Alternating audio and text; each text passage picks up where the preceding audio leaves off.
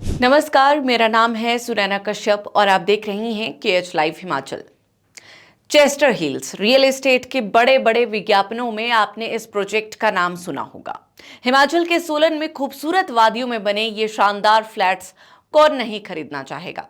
आपको लग रहा होगा कि मैं इन प्रोजेक्ट्स की प्रमोशन कर रही हूं, लेकिन ऐसा बिल्कुल नहीं है। आजकल चेस्टर हिल्स विज्ञापनों में नहीं बल्कि विवादों में ज्यादा चर्चित है।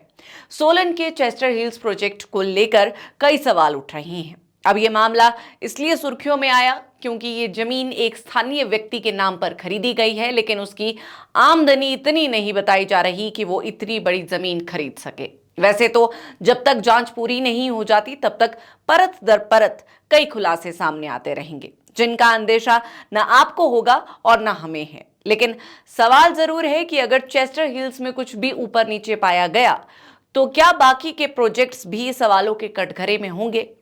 रियल एस्टेट के बाकी प्रोजेक्ट्स पर कैसे विश्वास होगा और क्या इस मामले में निष्पक्ष जांच होगी, ये अहम सवाल है। अब यहां सबसे अहम बात समझनी जरूरी है। देखिए, हिमाचल में जमीन खरीदने के अपने खास नियम हैं। ये मामला जुड़ा है हिमाचल प्रदेश भूमि सुधार एवं किराएदारी अधिनियम की धारा 118 से। इस कानून के अनुसार जो लोग हिमाचल के निवासी नहीं हैं, वो सीधे यहां जमीन नहीं खरीद सकते। ऐसे में अगर किसी बाहरी व्यक्ति ने किसी स्थानीय व्यक्ति के नाम का इस्तेमाल करके जमीन खरीदी है तो ये भी कानून का उल्लंघन माना जा सकता है।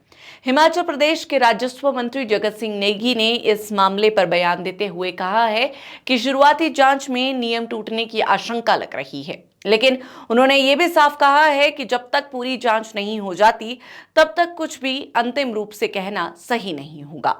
यानी अभी मामला जांच के दौर में है। अब सवाल उठता है कि इस प्रोजेक्ट में संदेह क्यों हो रहा है। दरअसल जिस व्यक्ति के नाम पर जमीन खरीदी गई है उसकी आय यानी इनकम बहुत कम बताई जा रही है। इसके अलावा कंपनी का एक प्रमोटर उस व्यक्ति के लोन में गारंटर भी है।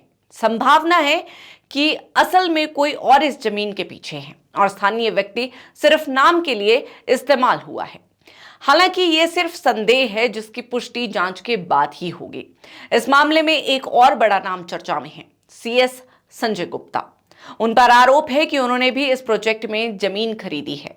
उनके खिलाफ थाने में शिकायत भी दी गई है, लेकिन अभी तक कोई FIR दर्ज नहीं हुई। इससे लोगों के बीच में यह सवाल उठ रहा है कि क्या जांच निष्पक्ष तरीके से हो रही है या नहीं, जिस पर विपक्ष भी सवालिया निशान दाग रहा है। बता दें कि इस पूरे मामले की जांच कई एजेंसियां कर रही है। जिला प्रशासन, टाउन एंड कंट्री प्लानिंग विभाग और Himachal Pradesh real estate regulatory authority सभी अपने अपने स्तर पर जांच में जुटे हुए हैं।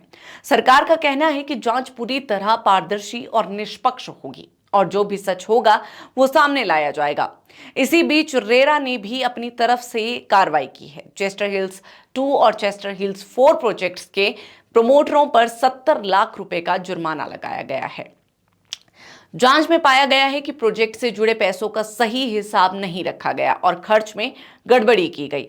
रेरा के नियमों के अनुसार किसी भी रियल एस्टेट प्रोजेक्ट में पैसों का सही और पारदर्शी इस्तेमाल होना बहुत जरूरी होता है ताकि खरीदारों का भरोसा बना रहे। अब इस मामले पर सोशल मीडिया पर एक और बड़ा सवाल उठ रहा है कि क्या और भी ऐसे प्रोजेक्ट हो सकते हैं जिनका अभी तक खुलासा नहीं हुआ। चेस्टर हिल्स जैसे मामले ये संकेत देते हैं कि जमीन खरीद के नियमों को दरकिनार करने के लिए कुछ लोग अलग अलग तरीके अपना सकते हैं। इसीलिए ये जरूरी हो जाता है कि सरकार ऐसे सभी प्रोजेक्ट्स की जांच करे ताकि अगर कहीं और भी गड़बड़ी हो रही हो तो वो सामने आ सके। हालांकि ये केवल एक संभावना है और चिंता है। इसकी पुष्टि किसी आधिकारिक रिपोर्ट से नहीं हुई है। ये महज एक चर्चा है और एक बड़ा सवाल भी। अगर हम पूरे मामले को सरल तरीके से समझें तो यहाँ 3 बड़े सवाल खड़े होते हैं। पहला, क्या जमीन खरीदने में नियमों का उल्लंघन हुआ है? दूसरा, क्या किसी और के पैसे से जमीन खरीदी गई है और नाम किसी और का इस्तेमाल हुआ? और तीसरा, क्या इस पूरे मामले में कोई बड़ा घोटाला छिपा है? फिलहाल इन सभी सवालों के जवाब जांच पूरी होने के बाद ही मिलेंगे।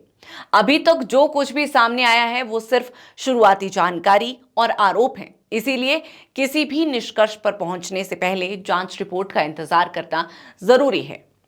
अब सबकी नजर इस बात पर है कि जांच में क्या निकलकर सामने आता है। फिलहाल जो भी इस मसले से जुड़े अपडेट्स हैं वो मैं आप तक पहुंचाने की पूरी कोशिश करती रहूंगी।